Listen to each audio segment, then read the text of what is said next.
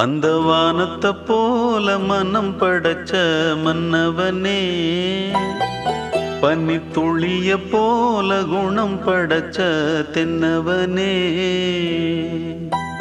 மஞ்சளிலே ஒரு நூலெடுத்து விண்ணுக்கும் மண்ணுக்கும் சம்பந்தம் உண்டுன்னு சொன்னது யாரு? அது மன்னவன் பேரு.